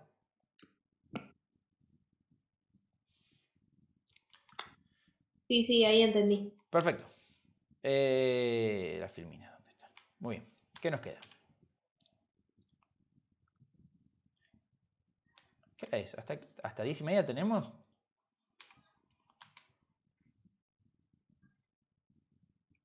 Bueno, A 10:30. perfecto. Buenísimo. La siguiente propiedad que vamos a ver se llama energía de ionización. Y acá lo que les conviene, porque vamos a ver 2, que suenan parecidos pero son diferentes. Una es la energía de ionización y la otra, cuando podemos ver la filmina, la otra es el potencial de ionización, que ahora no, perdón, la afinidad electrónica. Energía de ionización y potencial de ionización son la misma cosa. En algunos libros le van a decir potencial de ionización, en otros energía de ionización. Pero después vamos a ver la afinidad electrónica, que es parecido, pero no es lo mismo. Entonces, lo mejor es, con estas cosas, es atenerse a las definiciones estrictas de las cosas para no confundirse en ningún caso. Y el problema incluso, que algunas de estas definiciones son lo que se dice en ciencia convencionales. Es decir, que alguien se puso de acuerdo en una convención de signos, por ejemplo, y decidió que llamar positivo a esto, negativo a esto. Si uno no tiene en cuenta y bien claro cuál es esa convención, le puede llevar a error porque puede hablar con otra persona que tiene otra convención. Y en particular esto es importante porque la afinidad electrónica, que la vamos a ver después, en algunos libros está de una manera y en otro libro está de otra. Yo les voy a dar una, que es la que encontré en el Chang y en este otro libro en el Atkins, pero traten de comprender esto que yo les digo, si no me entienden me van frenando, para no confundirse si alguien viene y les dice otra definición. No significa que va a estar mal, sino que está siguiendo otra convención. Mientras cada uno entienda la del otro, está todo bien. La energía de ionización, la manera de no confundirse es pensar en el proceso en que estamos describiendo. La energía de ionización es la energía asociada a una ionización. Las ionizaciones son partir del átomo neutro y gaseoso y sacarle un electrón. Siempre sacar un electrón. Eso es una ionización. No importa si sabemos que de ese lado de la tabla van a formar cationes o de ese otro lado de la tabla van a formar aniones. Si yo hablo de la ionización del sodio, aunque después forma un catión, después vamos a ver por qué forma un catión en función de estos valores. Pero si hablo de la ionización del sodio, es escribir sodio, gaseoso, flechita, sodio más un electrón. Pero si hablo de la ionización del cloro, también es lo mismo, es escribir cloro, flechita, cloro más, aunque suene raro porque sé que forma aniones, pero la ionización del cloro es cloro más un electrón. Entonces, siempre cuando hablemos de energía de ionización, estamos hablando de este proceso que está escrito en esta ecuación. La sustancia, el elemento X, puede ser cualquiera de la tabla, no importa si forma cationes o aniones, cualquiera, que se ioniza en el catión y el electrón. Entonces, ¿cómo pensamos que, o cómo piensan que va a variar esto en la tabla? Nosotros sabemos que de un lado de la tabla quieren formar aniones los compuestos o son más estables los aniones y del otro lado son más estables los cationes. Como es la energía que yo tengo que entregarle para producir ese proceso, los átomos que sean, o mejor dicho, los átomos cuyos cationes sean estables van a requerir menos energía para poder sacarles electrón. Y los átomos que formen aniones no van a formar cationes estables, entonces le voy a tener que entregar un montón de energía para sacarle el electrón. El proceso es siempre el mismo, sacarle el electrón. Pero la energía involucrada va a variar mucho si son en elementos que sean estables los aniones, porque voy a tener que entregarle un montón de energía para hacer ese cloro más. Entonces esperamos valores mucho más altos a la derecha de la tabla que a la izquierda, porque a la derecha sabemos que forman aniones y a la izquierda cationes. ¿Se entiende eso que dije?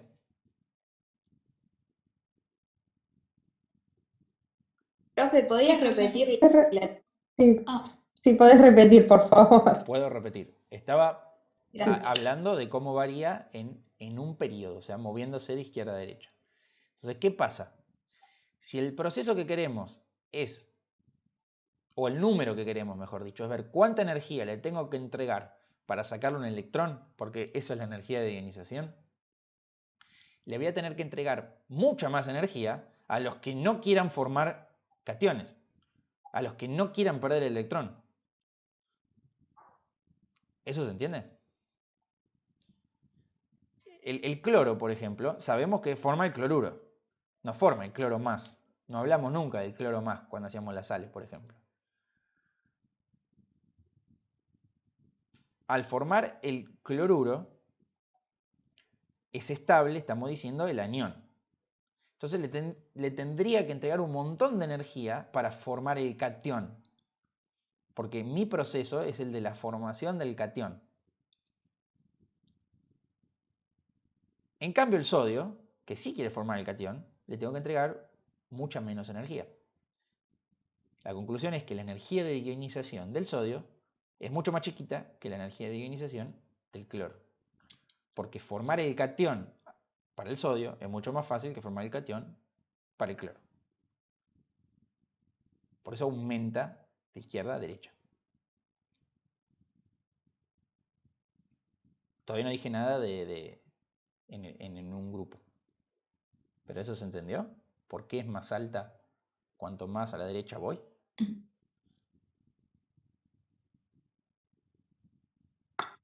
Sí, ahora entendí, gracias. Ok, genial. En un grupo, siempre en el grupo es más intuitivo todo. En el grupo, si bajo, dijimos que esos electrones que yo quiero sacar están cada vez en capas más lejanas, que se ven más apantalladas por las capas internas, entonces ven menos atracción del núcleo. Entonces, medio obvio pensar que cuanto más lejos está es más fácil de sacar. Y se ve eso. Cuanto más lejos está del núcleo, cuanto más me voy para abajo en el periodo, más chica es la energía de ionización.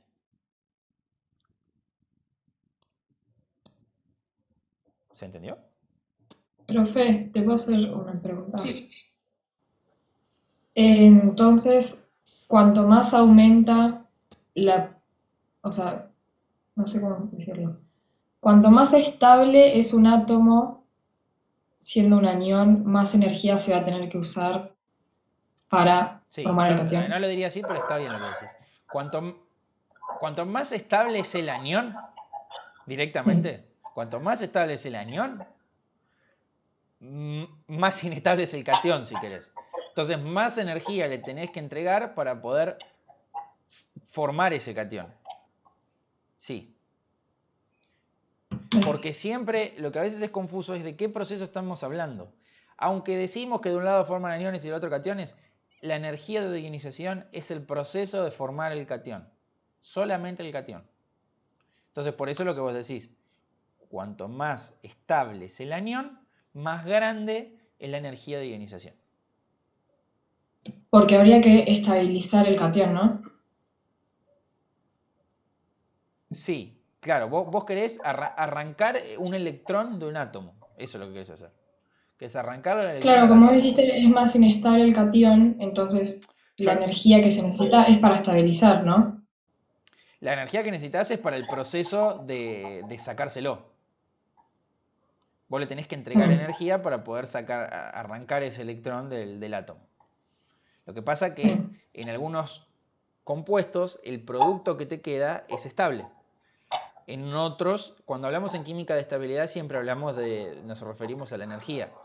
Procesos compuestos más estables son compuestos que permanecen así como está en el tiempo en la naturaleza. Como el sodio más, podemos decir, por ejemplo, que el sodio más es más estable que el cloro más. Eso no estaría mal. El sodio más, siempre igual, también hay una cuestión con la estabilidad, que tiene mucho que ver con lo que hay alrededor. Siempre la estabilidad nunca se mide en el vacío. Ahora estamos viendo en líneas muy generales. Las cosas que vamos a hacer con el sodio en general el sodio va a formar cationes. Y las cosas que vamos a hacer con el cloro va a formar aniones. Entonces, podemos pensar que el catión sodio es más estable que el catión hecho a partir del cloro, que el cloro más. El cloro más nunca lo vemos porque no es estable en sí mismo así como está. Ahora, hay un valor para la energía, yo puedo generarlo. Probablemente no viva mucho tiempo esa especie, pero la puedo generar. Si yo le entrego esa cantidad de energía al cloro, se forma el cloro más. Si uno mira en la tabla, en esta que yo les mostraba, y ponemos la energía de ionización, bueno, ¿qué está pasando? Si tocan en donde dice, bueno, no sé qué pasa, no me quiero hacer caso.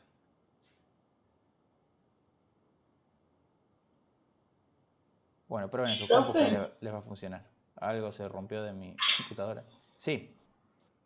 Yo no entiendo por qué la energía de ionización disminuye hacia abajo en el grupo. ¿Estamos de acuerdo en que la energía de iniciación es la energía que le tengo que entregar para sacarle un electrón? ¿Hasta ahí sí? Genial. Sí. Ahora, cuanto más abajo voy en un grupo, está más suelto ese electrón. Porque está más lejos del núcleo. Entonces es más fácil de sacar. Ah, entonces es como más fácil, digamos, de sacarlo. Claro, Necesitas cuanto menos más fácil energía. de sacar es, menos energía le tengo que entregar para producir ese fenómeno. Ok, ahí está. Gracias. Genial. ¿Más o menos? ¿Esta quedó?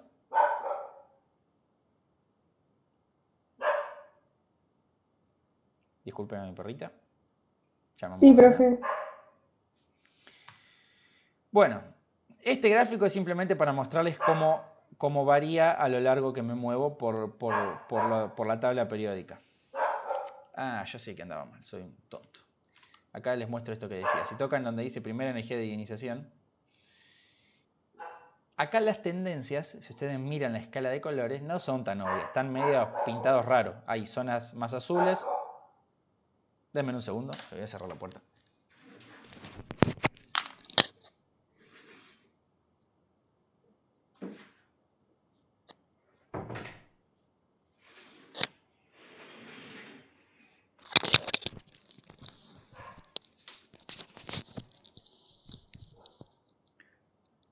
Ahora está mejor. Hay zonas más azules donde la propiedad, fíjense que ustedes acá pueden cambiar la unidad, si la quieren en kilojoule por mol o lo quieren en electron volt. Para otro momento después explicaremos qué son los electron volt, pero sepan que es una unidad de energía. Y los kilojoule por mol es la unidad del sistema internacional, así que esta la vamos a usar más seguido. Fíjense que si yo me muevo por ejemplo, agarro el grupo del oxígeno y me muevo para abajo, la propiedad vale cada vez menos, vale 1300, 1000, 940, 870, que es esto que les decía. Es el electrón que queremos sacar, que siempre es el que está más afuera, está más suelto. Entonces lo podemos sacar más fácil con menos energía. Ahora, si comparamos, por ejemplo, la del cloro, dice, la del flúor es altísima, dice 1600. En cambio, la del litio dice 520. El valor es positivo igual, pero es mucho. ¿Qué significa ese número? Que es más fácil o es energéticamente menos costoso formar el catión de litio que el catión de flúor. Y eso tiene sentido, porque sabemos que estos de acá forman cationes, y estos no. Esa sería la idea. ¿Por qué dice acá first? First es de primera energía de ionización. ¿Por qué primera? Si es primera significa que hay segunda, y tercera, y cuarta. ¿Por qué? Porque yo puedo sacarle un electrón al neutro, al átomo neutro, después puedo sacarle otro electrón a ese catión que me quedó, y después puedo sacar otro electrón a ese otro catión que me quedó. En principio no hay restricción, yo le puedo, en función de la energía que yo le entregué, le puedo sacar todos los electrones que quiera y empezar a desarmar el átomo sería. Claramente es intuitivo pensar que yo le saco, primero el átomo estaba neutro, le saqué un electrón. Donde le saqué un electrón, se desbalancean las cargas y tengo un exceso de carga positiva. Le saco otro y cada vez tengo un desbalance mayor de cargas. ¿Eso se ve? Si por ejemplo, para el oxígeno, si yo pongo la primera energía de iniciación, dice 1300. La segunda dice 3300. Y no sé si estará tabulada la tercera, pero la tercera dice 5300, cada vez más alta. Sacar el primero, que sacar el segundo, que sacar el tercero. Y tiene sentido porque cada vez quedan más agarrados porque tengo mayor desbalance de carga positiva. Cada vez los que quedan están más fuertemente agarrados. Por eso la primera energía de iniciación es más chiquita que la segunda y más chiquita que la tercera. Eso para cualquier átomo. ¿Se entiende?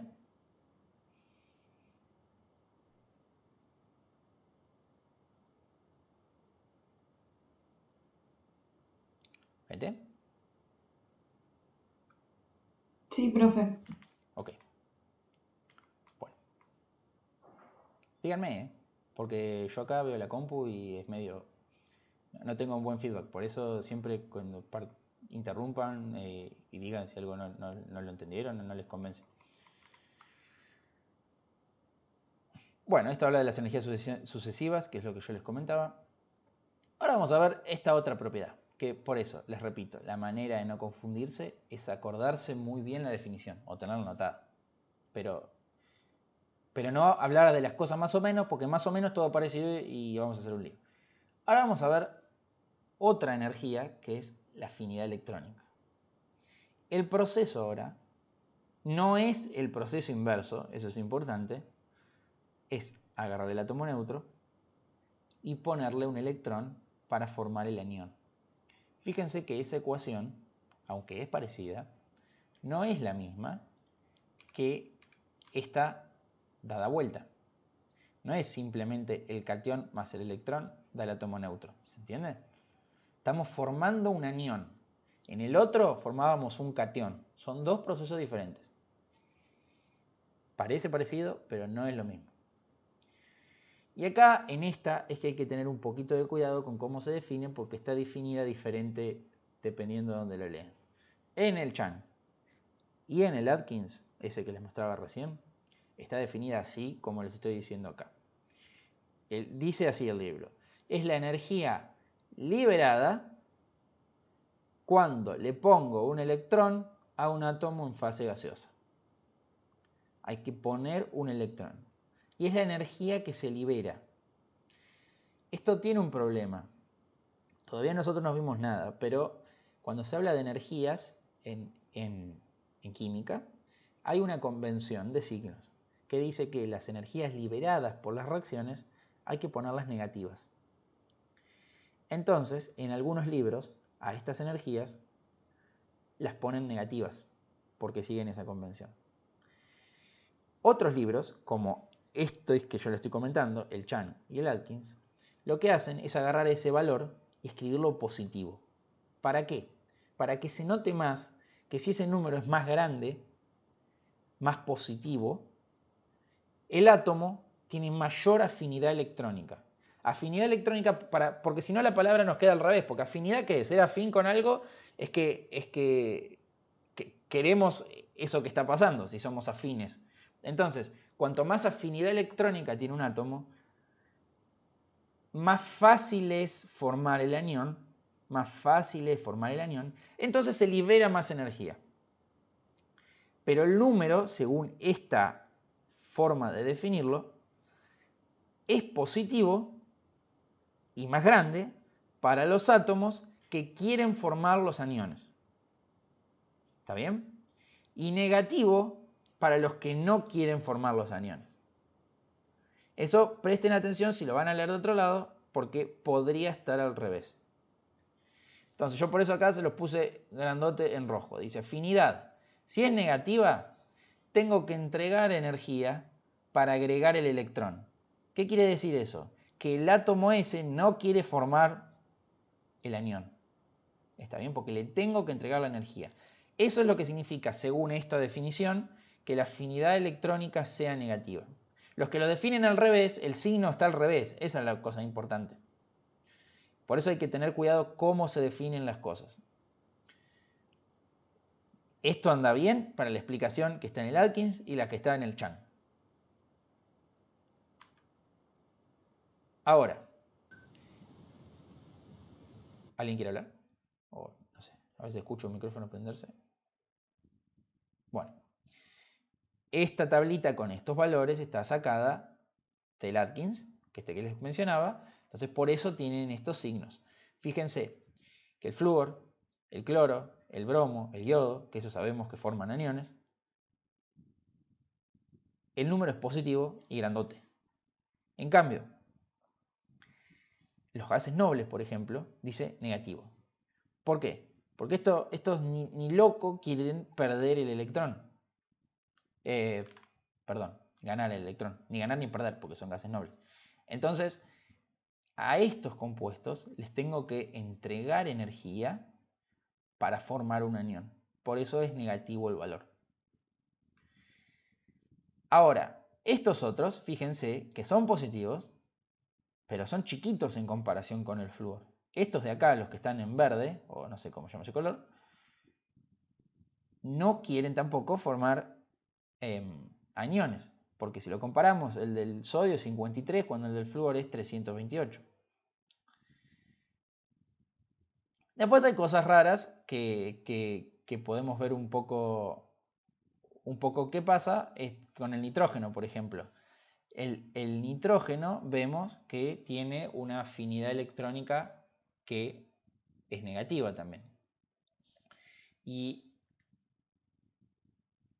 esto después, si queda tiempo, se los digo más adelante, pero no me quiero quedar sin tiempo para explicarle lo que queda. La cosa con esto es que hay que analizar cómo es la configuración electrónica del nitrógeno y ver qué pasa cuando agrego un electrón.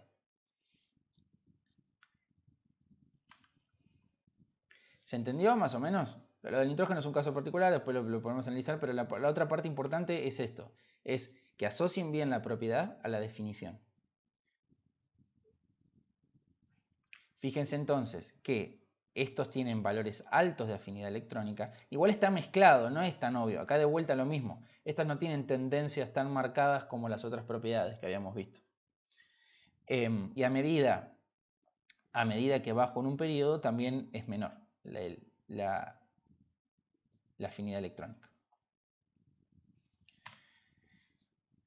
Bueno, esto de vuelta, esta filmina está puesta acá para que no se confundan que los procesos, es lo que les comentaba antes, no son el mismo proceso dado vuelta. Uno es el proceso de ionización y otro es el proceso de agregarle un electrón al átomo neutro y formar el anión.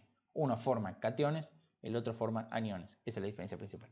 Y acá les puse esto. El delta H es una magnitud termodinámica que se llama entalpía, después lo vamos a ver un poco más adelante. Pero cuando uno habla en términos del proceso y la energía es liberada, el signo va negativo. Pero la energía de la afinidad electrónica, en esta definición, según este convenio, se define de manera positiva, aunque la energía es liberada. Entonces, por si no quedó claro, se los anoté de vuelta. La afinidad electrónica es positiva si la reacción es exotérmica y negativa si la reacción es endotérmica. Que es de vuelta lo mismo esto. Si la reacción libera energía, que en termodinámica ese número se escribe con el signo negativo, a la afinidad electrónica le cambiamos el signo simplemente para mostrar que el número más alto es más afín. Y no digo más nada de esto. Esto es lo que yo les dije, en el periodo varía poco, pero varía un poco, varía hacia abajo, pero hay poco cambio. Donde más se nota el cambio es de izquierda a derecha, porque de izquierda a derecha es donde cambiamos la naturaleza de las sustancias de querer formar cationes a querer formar aniones. Eso es lo principal. Y después esta otra, que después la vamos a ver más en profundidad, simplemente quería decir algo porque por completitud, que se llama la electronegatividad. La electronegatividad tiene que ver con esto que hablamos antes, es la capacidad de un átomo para atraer más cerca de su núcleo a los electrones. La diferencia con la otra es que la electronegatividad la vamos a usar cuando tengamos enlaces químicos formados entre átomos. Las otras propiedades las estábamos pensando en átomos aislados, eso es importante entender la diferencia. Esta propiedad de la electronegatividad la vamos a pensar cuando tengamos enlaces formados. Y es una propiedad importante porque después la vamos a usar para muchas otras cosas más adelante. Y la electronegatividad igual varía de manera similar. Fíjense que como es esta tendencia a traer cerca de sí a su núcleo, cuanto mayor es la tendencia de ese átomo por ganar electrones, mayor va a ser la electronegatividad. Entonces, a medida que en un periodo, en un grupo, mejor dicho, me muevo hacia arriba, esta propiedad tiene que aumentar, porque cuanto menor es el número cuántico principal, los electrones están más cerca de ese núcleo, entonces ese núcleo los puede atraer de mejor manera. Y dentro de un periodo, a medida que me muevo hacia la derecha, ocurre lo mismo. Lo mismo que habíamos visto que, por ejemplo, para el radio tengo un aumento de la carga nuclear efectiva. Entonces, esos electrones que van a estar en los enlaces cuando formemos los enlaces van a poder ser más atraídos hacia el núcleo si ese núcleo, si esos electrones ven una carga nuclear efectiva más alta. Entonces, por eso el átomo más electronegativo es el flúor. Aumenta en diagonal, o sea, aumenta de abajo hacia arriba y de izquierda a derecha. Esta igual vamos a volver sobre esta propiedad cuando empecemos a ver el tema de los enlaces. Todas las otras propiedades que vimos antes eran para los átomos aislados, aunque tenemos que tener en cuenta, por ejemplo, que si medimos el radio covalente de algo, ese radio covalente está asumiendo que se agarró una molécula enlazada covalentemente, se midió la distancia entre los núcleos y lo dividieron por 2, y nos quedamos con el radio de un solo átomo, pero era el radio del átomo cuando estaba unido covalentemente en una molécula. Después, ¿qué más tenía? Bueno, después hay otras propiedades que son secundarias. El carácter metálico, nosotros vimos alguna diferencia entre no metales y metales. Más o menos la definición, el límite duro está en la escalerita esta que está acá. Todos los que están alrededor de esa escalerita son esos compuestos que se llaman anfóteros porque se pueden comportar en algunos casos como metales y otros como no metales, pero después los que están en verde son no metales y los otros, estos que están acá, son los metales. Eso sigue siendo lo mismo que lo que habíamos visto antes. Y acá tienen algunas propiedades generales que diferencian a los metales de los metales, pero no tiene mayor importancia. Y nada más, y con esto terminamos. Y Sandra les había puesto una fotito para mostrarles acá que en el año 2019 se celebraron los 150 años de la tabla periódica de Mendeleev. Entonces lo que hicieron en la Facu fue armar la tabla periódica en las ventanas. No sé si ustedes, debe haber muchos acá que son ingresantes, no sé. ¿Hay ingresantes? Pero han ido a la Facu. Espero que sí. Pero bueno. Sí, el año profe, No escucho nada. No sé si alguien quiere hablar. Estoy como muy lejano, ¿se escucha un ruido? No, perdón. El año pasado, a inicio de año, cuando estaba ingresando, pude, antes de que empezara la pandemia, entrar a la Ah, está bien. universidad y pude ver. Ah, bueno, genial. Sí, porque eso es una pena, la verdad. Porque yo creo que las clases se pueden dar muy bien así, pero ir a la facu tiene su encanto. Me parece que es medio reemplazable. Pero bueno, seguro que van a poder ir en el futuro, así que... Pero la cuestión es que decoraron las ventanas de la facu con los elementos para simbolizar y más o menos trataron de seguir la estructura de la tabla. Así que si la miran, es una foto interesante. Así que eso es todo lo que tenía para comentarle yo. No sé si me quieren preguntar algo, me puedo quedar un ratito. Si no, terminamos acá.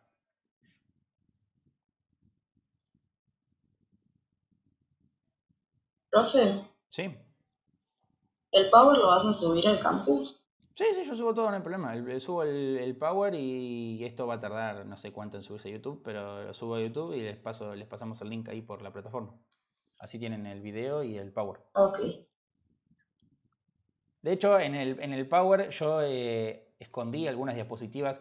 Este PowerPoint me lo pasó Sandra, yo lo modifiqué un poco y algunas directamente no se las dije. Van a estar ocultas, pero si lo miran en la otra vista del PowerPoint, si lo ponen en... ¿Cuál será? Esta de acá. Hay algunas que tienen un poco de historia acá, de que pueden ver algo de cómo se ordenaban los elementos antes y los aportes de Mendeleev.